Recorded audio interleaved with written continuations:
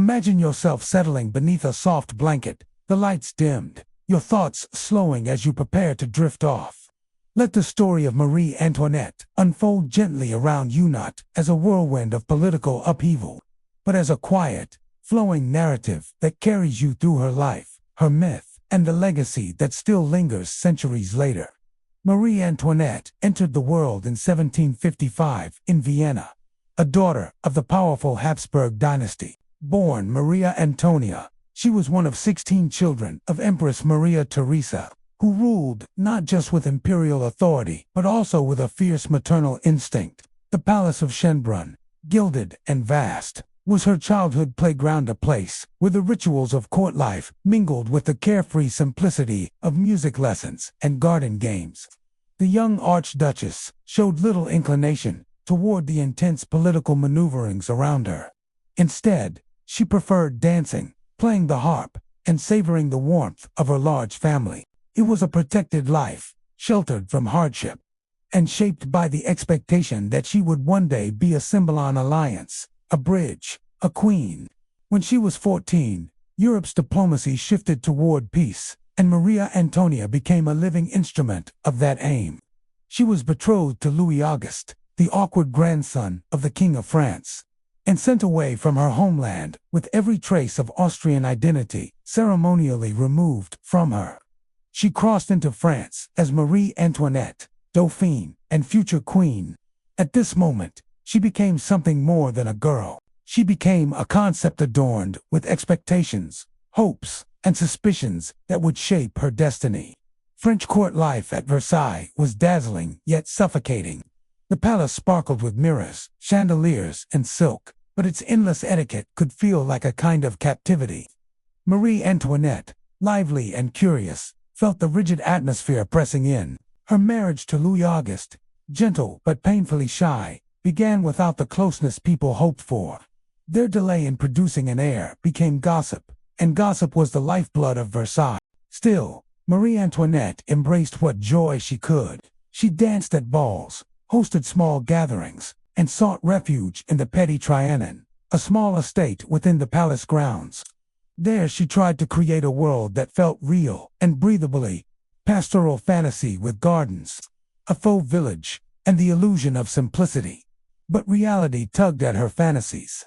France was slipping deeper into economic crises, and the people began to resent the extravagance they imagined pouring from the Queen's hands. The infamous diamond necklace scandal, though she played no role in, it attached itself to her name, feeding the narrative that she was frivolous, reckless, and indifferent to suffering. Her Austrian heritage made her suspect, and caricatures spread through Paris portraying her as a heartless foreigner. While she adored fashion and entertainments, the image of Marie Antoinette as a monstrous spendthrift bore only partial resemblance to the woman herself. Yet in the charged climate of late 18th century France, perception was power, and the tide of perception had turned sharply against her. When Louis XVI ascended the throne in 1774, the monarchy inherited not just ceremonial grandeur, but a nation in financial turmoil. Attempts at reform faltered, and discontent bubbled into outrage. As the revolution ignited in 1789, the royal family's world narrowed from courtly splendor to tense uncertainty. The storming of the Bastille, the march of the women to Versailles, and the forced relocation of the royal family to Paris signaled a collapse of royal authority.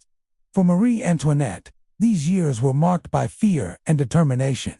She was no longer the carefree young queen of the gossip pamphlets. She was a mother, desperate to protect her children, a wife trying to steady a hesitant king, and a political figure thrust into a struggle she had never been prepared to navigate. Her letters from this period reveal a woman under extraordinary pressure. She pleaded with foreign powers for support, hoping to preserve the monarchy in some form. Yet these appeals only deepened the suspicion that she was a traitor. The revolution grew more radical, and the royal family's failed escape attempt in 1791 further shattered their credibility. The people had wanted a constitutional monarchy, perhaps, or reforms that eased their suffering, but as anger escalated, moderation gave way to fury. By 1792, the monarchy had fallen. Louis XVI was executed in January, of the following year, and Marie Antoinette, now widowed and imprisoned, awaited her own fate. Her final months were marked by profound loss. She was separated from her surviving children and kept in harsh conditions, far removed from the elegance that once defined her life. When she was brought to trial, the charges against her mixed political accusations with cruel personal fabrications, reflecting the revolutionary's desire not just to punish, but to symbolically dismantle the old order she represented. On October 16, 1793, she was executed by guillotine at the age of 37. Reports say she faced her death with composure, a dignity stripped of jewels and courtly ceremony. In that moment, whatever she had been, queen, mother, foreigner, symbolized in stark simplicity. Yet the story of Marie Antoinette did not end there. In fact, her legacy only grew more complex after her death, weaving itself into centuries of cultural memory. For generations, she was cast as the incarnation of aristocratic excess, a cautionary figure whose downfall mirrored the collapse of a corrupt system. The phrase, "let them eat cake," which she never uttered, became shorthand for elite indifference. Her name became almost a metaphor, invoked whenever people wished to criticize a ruling class or mock extravagant privilege. But over time, historians began peeling back the layers of myth. They found a woman who was neither saint nor villain, but a human being shaped by circumstance, too young, too sheltered, and too constrained by the machinery of dynastic politics to control her fate. As archives opened and scholarship evolved, new portraits emerged. Marie Antoinette as a devoted mother, a woman who struggled to navigate an impossible role, an individual caught in the violent currents of history. The petty Trianon and the pastoral fantasies that once seemed like indulgence were reinterpreted as attempts to carve out personal space in an environment where privacy was almost non-existent.